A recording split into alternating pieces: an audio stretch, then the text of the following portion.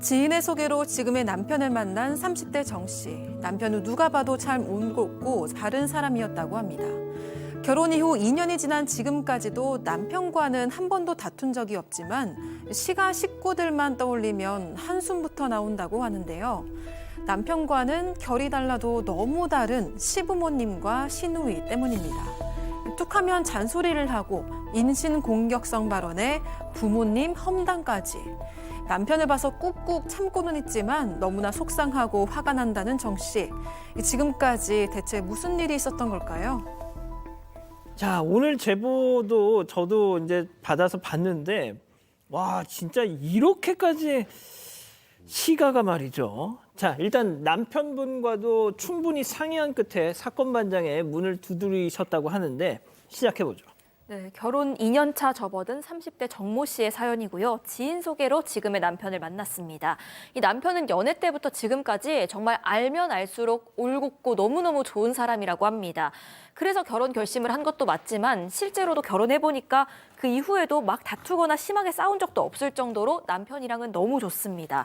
사실 남편이 이렇게 완벽하니까요. 시가에 대해서도 딱히 걱정을 안 했다는 겁니다. 그런데 막상 결혼해보니 이 시가가 복병이었습니다. 남편이랑은 달라도 너무 달라서 당황스러운 적이 너무 많았고 남편 역시도 그전에는 몰랐던 어떤 부모님과 누나의 모습 때문에 본인 역시도 상처를 많이 받고 아내에게도 너무나 미안해하고 있는 그런 상황입니다. 아유, 그래도 남편이라도 변하지 않았으니 다행이죠. 그래도 교수님. 네, 근데 남편은 뭐 아까도 얘기했듯이 예의 바르고 진중하고 그런 사람이고 말도 참 조심하는 사람인데 이제 문제는 시가 식구들이 다 무례한 말과 행동을 하는 거예요. 아하. 일단은 뭐 시누이부터 얘기하겠습니다. 그러니까 시누이는 이 정 씨를 보면서 외모 관리 좀 해. 이런 얘기를 그냥 너무 쉽게 얘기하면서 옷이 왜 그래? 화장은 또 그게 뭐야? 헤어스타일도 안 어울린다라고 얘기를 하는 거예요. 그럼 남편이 옆에서 불편하니까 누나나 신경 써. 오. 막 이렇게 얘기를 해요. 예. 그러면 또 뭐라고 얘기하면 여자는 여자가 더 잘하는데 네가 몰라서 안다고 뭘 안다고 나서 뭐 이런 식으로 얘기를 하는 거예요. 그러면서 또 뭐 자기가 가지고 있던 옷, 가방, 화장품 막 이런 걸 갖다 주는 거예요. 근데 이제 그게 고마운 것이 전혀 아니고 마음에도 안 들고 이렇게 계속 얘기하면서 물건까지 갖다 주는 게 무례하다라고 생각이 들어서 불쾌했다고 합니다. 그래도 뭐 말로만 하는 사람보다는 뭐 옷이라도 화장품이라도 갖다 주긴 하네요. 그렇죠. 그렇지만 시누이보다 더한 사람, 시어머니도 비슷했던 것 같아요. 상당히 좀 문제들이 좀 일어나는데 특히 이제 반려견, 강아지를 원래 키우고 있었는데 남편이 이제 결혼하면서 같이 반려견 같이 하면 어떠냐라고 얘기하니까 남편이 가족 때문에 집에 반려견을 못 뒀는데 이제는 반려견하고 산다면 너무 좋을 것이다라고 남편은 생각을 하면서 전혀 강아지 키우는 것에 불만이 없었는데 이제 문제는 시어머니입니다. 시어머니 이거 못마땅 여기고 실내에서 강아지 키우면 강아지도 힘들다.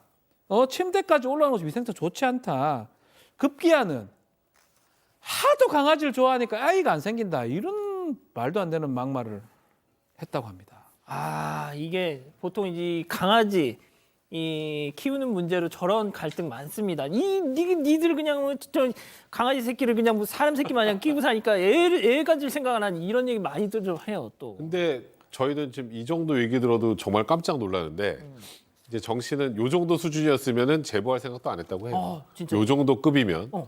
이제 어떤 일이 있었냐면 정 씨의 친정 부모님이 이제 정 씨 결혼하고 나서 이제 아버지는 원래 이제 그 좀 홀가분하게 살고 그래서 제주에 가서 좀 이렇게 편하게 살고 싶다. 근데 어머니는 그래도 친구들도 이제 서울에도 많고 하니까 도시에 그냥 뭐 더 도시가 더 좋은 데라서 어머니는 더 본가에 그냥 사신다고 해요. 그러니까 두 분이 서로 사이가 나빠지신 게 아니라 그냥 이렇게 서로 라이프 스타일대로 같이 살자 이렇게 편하게 결정을 한 건데 근데 갑자기 시부모님 딱 얘기를 듣더니 조론하신 거니? 졸혼. 예. 그 혹시 어머니나 아버지한테 다른 사람 생긴 거 아니야? 아이고야. 이건 좀 많이 심하죠? 그 있지도 않은 사실 추측하고 이걸 굉장히 무례하게 이렇게 묻고 질문까지 했다는 겁니다. 근데 더 큰 문제는 남편이 정신편인 걸 아는 거예요. 남편이 있을 땐 절대 이런 얘기를 안 합니다. 그건 명백하게 고의라는 거죠.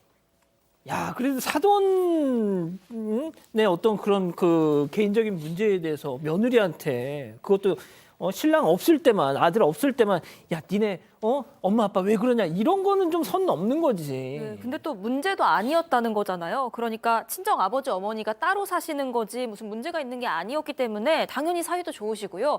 가족들 모임하거나 하면은 다 모입니다. 그래서 문제가 없었는데 이게 시부모님 보시기에는 어쨌든 흔치 않은 일이라고 여겨서인지 약간 흉보는 듯이 얘기를 하기도 하시고 특히 명절 되면 남편한테 아유 너는 들러야 될 처가가 둘이나 돼서 어떡하니 이런 말씀을 하시는 겁니다. 그러면서 가뜩이나 연휴도 짧은데 우리 아들이 고생이 많다. 꼭 거기까지도 가야겠냐. 뭐 네 아버지가 좀 올라오시면 안 되는 거냐. 이렇게 때때마다 싫은 소리를 한다는 겁니다.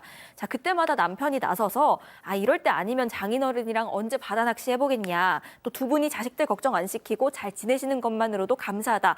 이렇게 좀 막아서기도 하는데 그래도 시부모님은 늘 못마땅해 하셨다고 합니다. 아 그래도 교수님 천만다행인 게 그래도 남편은 계속 지금 이 아내 편을 들고 있어요 지금. 네, 그렇습니다. 네, 남편이 그래도 아내의 마음을 이해를 해줘서 참 다행스럽긴 한데, 또 이제 그거 말고도 이 정 씨가 도저히 감당할 수 없는 일이 있는데, 이게 뭐냐면, 시어머니께서 이 정 씨가 오면 항상 엉덩이를 찰싹하고 때려요. 근데 며느리 엉덩이를? 네, 며느리 엉덩이를 때리는데, 그게 진짜 이제 뭐 세게 때리기 때문에 아프다고 해요. 그래서 도망을 이렇게 간대요.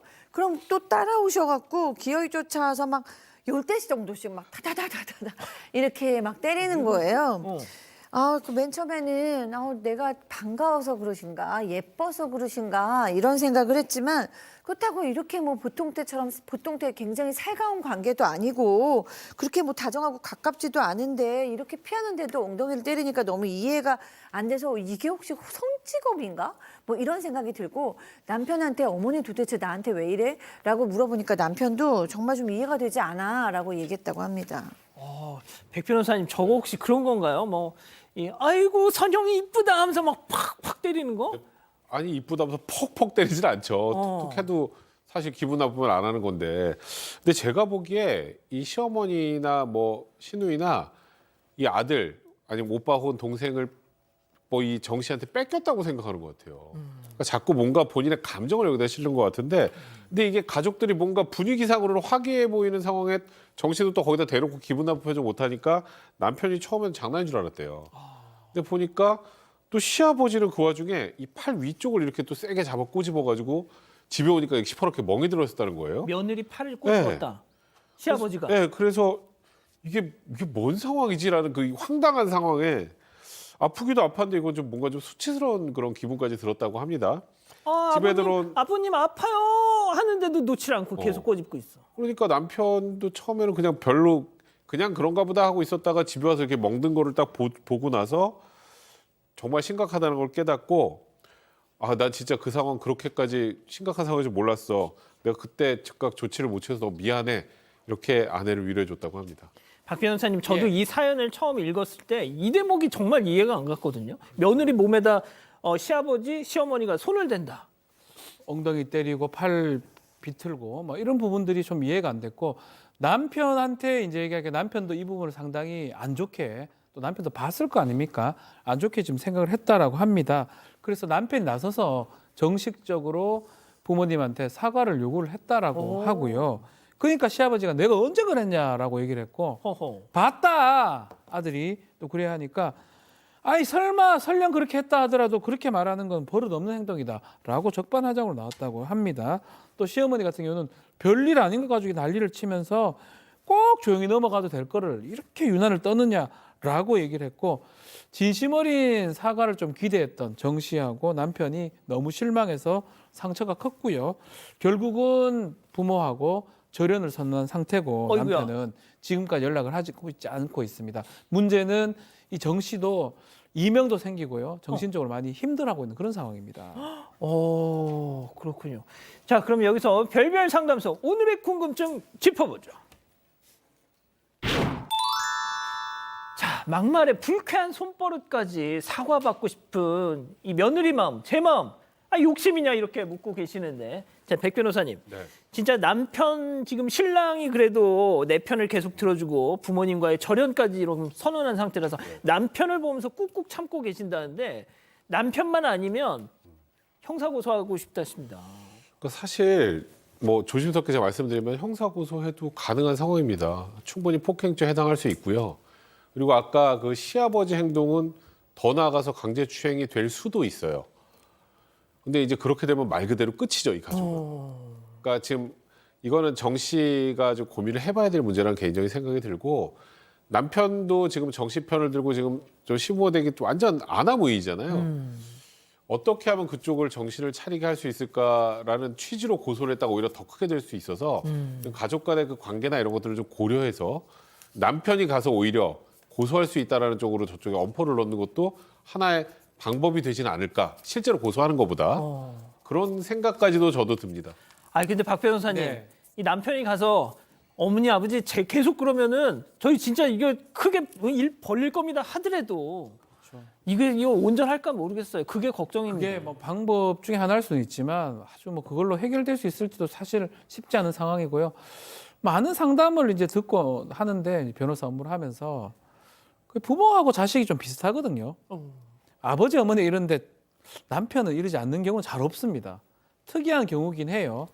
아버지 어머니가 좀 이상한데 많이 이상한데 남편은 매우 잘 돼 있는 상황, 좀 이상하기도 하고 어쨌든 이 문제를 풀 수 있는 사람은 남편밖에 없는 거고 남편이 절연을 선언했다고 하니까 남편에 맞춰서 갈 필요가 저는 있다고 생각이 들고 뭐 고소하는 부분 전 백 변호사님 의견하고 똑같거든요. 그걸 했다가는 정말 또 남편의 가족의 문제이기 때문에 그 부분은 신중하게 고려를 좀 하셔야 될 것 같습니다. 자 일단 교수님이 좀 정리를 해주시죠. 네, 좀 상당히 어려운 상황 같습니다. 일단은 이 제보해 주신 분이 뭐 사과받고 싶다라고 얘기하신 건 충분히 이해가 돼요. 왜냐하면 이제 3명 시누이의 시아버지, 시어머니까지 이런 행동을 계속하실 때마다 상처받고 놀라고 섬뜩하셨을 것 같아요. 근데 저는 그 시댁의 문화가 딱히 뭐 범죄라거나 뭐 약간 형사 얘기도 나오고 뭐 고소 얘기도 나왔는데 범죄라거나 아니면 딱 정말 이혼을 반드시 꼭 해야 되는 뭐 폭력이나 이런 문제랑은 좀 많이 결이 다른 것 같아요. 그러니까 시댁 문화와 본인의 문화가 아주 많이 다른 지금 상황 같습니다. 그러니까 제보해 주신 분은 반듯하고 침착하고 조용하고 이런 걸 좋아하시는 분이고 그래서 남편의 그 모습이 좋았는데 시댁 문화는 뭐라고 할까요? 좀 경계선이 없고 사람들 사이에 좀 시끌벅적하고 좀 무례하기도 하고 좀 그런 상황이 아닐까 해서 서로 지금 이해를 못하고 있을 수도 있겠다라는 생각이 들어요. 그래도 어쨌든 지금 1대3으로 이 며느리가 너무 큰 고통을 받고 있기 때문에 시댁에서 이게 다름의 문제라고 해도 좀 사과를 하고 배려를 해줘야 되는데 이것이 되지 않고 있기 때문에 이 며느리가 상처가 더 큰 것 같습니다. 근데 이제 문제는 또 이혼을 하실 거면 모르겠는데 이혼을 안 하실 거면 이 상황으로 계속 가기는 어렵잖아요. 남편은 결국에는 중간에 껴서 점점 더 힘들어질 거고 그래서 지금은 이제 절연하고 계시는데 그렇게 멀리 두고 경계선을 두고 가실지 아니면 그래도 완전히 남남이 되기는 어렵기 때문에 화해를 하실지 결정하셔야 될 텐데 화해를 하신다고 해도 저쪽에서 다시 훅훅 들어오는 방식은 안 될 것 같고요. 여기 며느리께서 조심하시고 이러길 바라기 때문에 상처 입으시기 때문에 굉장히 좀 조심스럽게 천천히 예의 바르게 이렇게 관계를 맺어가셔야 되는 그런 상황 같습니다. 자 우리 가족 여러분들 뭐라고 하십니까? 일단 우경민님, 시댁 식구들이 며느리 조롱하고 재밌어하는 건가 하셨고요. 오픈마인드님, 일종의 이짐의 괴롭힘이네요. 문제 못 삼을 정도로만 은근히 괴롭히네 하셨습니다. 카랑코이님, 착한 아들 뺏겼다고 생각하는 것 같군요. 정하영님, 마음에도 없는 사과 받아서 뭐 하시려고요. 이상한 집이랑 더 이상 엮이지 마세요. 이런 의견 주셨습니다. 이 제보자 사연자께서 가장 바라시는 건 진심 어린 사과라고 하시더라고요. 의도와는 전혀 달랐더라도 며느리가 그렇게 느꼈다면 사과하는 게 맞지 않나 이런 생각이 드는데 방송 보시면 이걸 계기로 해서 좀 문제를 깨달으셨으면 좋겠습니다. 사건의 진실을 추적하고 싶다는 사반 가족분의 사연인데요. 궁금하시다면 사건반장 유튜브 채널을 구독해주세요.